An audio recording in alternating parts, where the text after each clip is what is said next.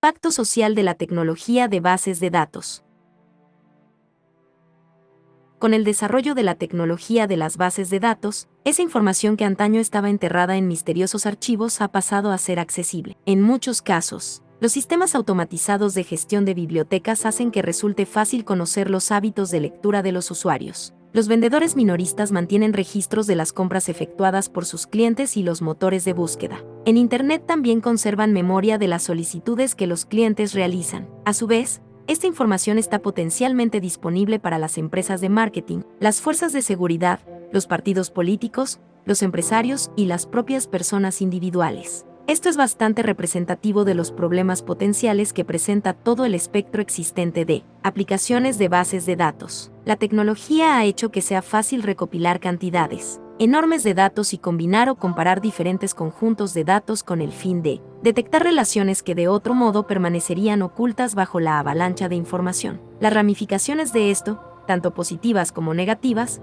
son enormes, y no son un simple objeto de debate académico, sino que son una auténtica realidad. En algunos casos, el proceso de recopilación de datos se hace de manera abierta.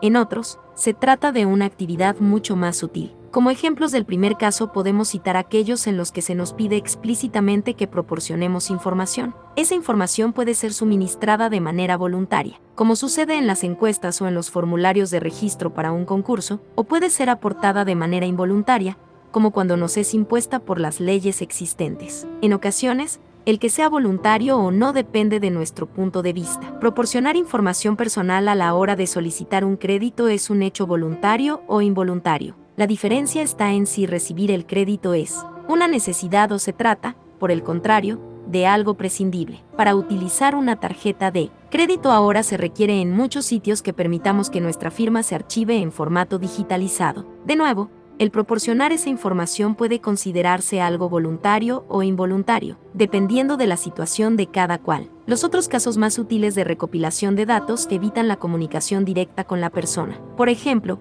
las empresas de tarjetas de crédito, que registran los hábitos de compra de los poseedores de sus tarjetas, los sitios web que registran las identidades de aquellos que visitan el sitio o los activistas que anotan los números de matrícula de los vehículos que se encuentran en el aparcamiento de algunas de las instituciones que son objeto de su ira. En estos casos, la persona que está siendo sometida a ese proceso de recopilación de datos puede no ser consciente de que esa información se está recopilando, y es probable que sea aún menos consciente de la existencia de esas bases de datos que se construyen a partir de dicha información. En ocasiones, las actividades subyacentes de recopilación de datos son evidentes por sí mismas, solo con que uno se pare a pensar durante unos momentos. Por ejemplo, una tienda puede ofrecer descuentos a sus clientes habituales, exigiéndoles que proporcionen de antemano a la tienda sus datos personales. El proceso de registro puede implicar el entregar al cliente algún tipo de tarjeta de identificación, que luego habrá que presentar en el momento de la compra,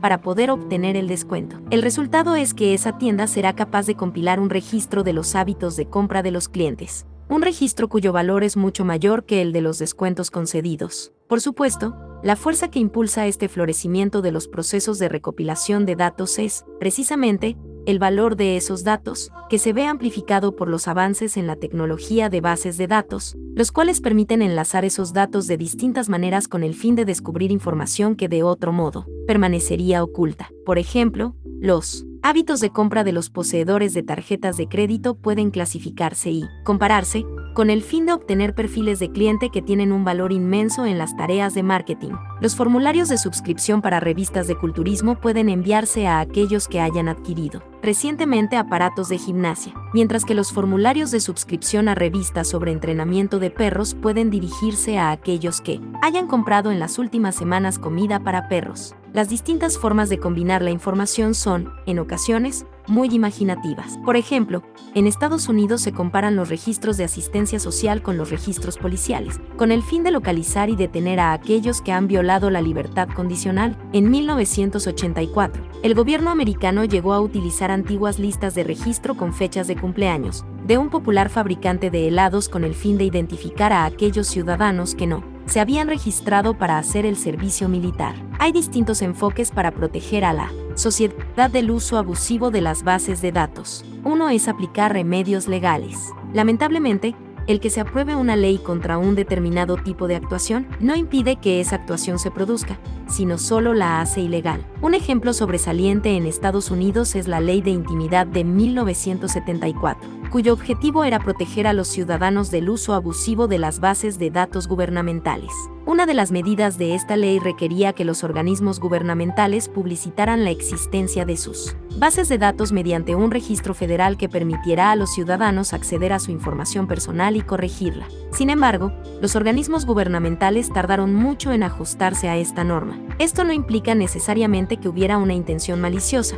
En muchos casos, el problema era la burocracia. Pero el simple hecho de que un sistema burocrático pueda estar construyendo bases de datos con información personal que luego es incapaz de publicitar no es precisamente tranquilizador. Otra técnica, quizá más potente, para controlar el abuso de las bases de datos es la opinión pública. Nadie abusaría de las bases de datos si el castigo fuera superior a los beneficios que se obtienen. Y el castigo que las empresas temen más es precisamente una opinión pública adversa, porque puede repercutir directamente en los resultados de la empresa. A principios de la década de 1990, fue la opinión pública la que terminó por hacer que las empresas de tarjetas de crédito desistieran de vender listas de correo para propósitos de marketing. Más recientemente, América Online, uno de los principales proveedores de servicios Internet, renunció por presiones de la opinión pública a su política de vender información relativa a sus clientes a empresas de telemarketing. Ha habido incluso organismos gubernamentales que han tenido que plegarse ante las críticas de la opinión pública. En 1997,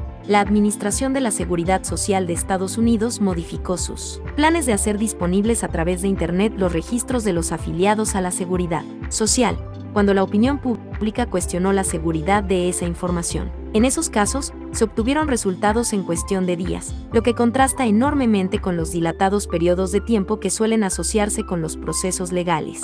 Por supuesto, en muchos casos las aplicaciones de bases de datos son beneficiosas tanto para el que posee los datos como para el que los proporciona, aunque siempre existe una pérdida de intimidad que no hay que tomarse a la ligera. Tales problemas de intimidad son graves cuando la precisión de la información es adecuada, pero se hacen realmente enormes cuando, encima, la información es errónea. Imagine la sensación de desesperanza cuando uno se da cuenta de que le han rebajado el límite de sus tarjetas de crédito debido a algún tipo de información errónea. E imagine después cómo se multiplicarían nuestros problemas en un entorno en el que esa información errónea fuera compartida fácilmente con otras instituciones. Los problemas de intimidad son uno de los mayores efectos colaterales de los avances de la tecnología en general y de las técnicas de bases de datos en particular.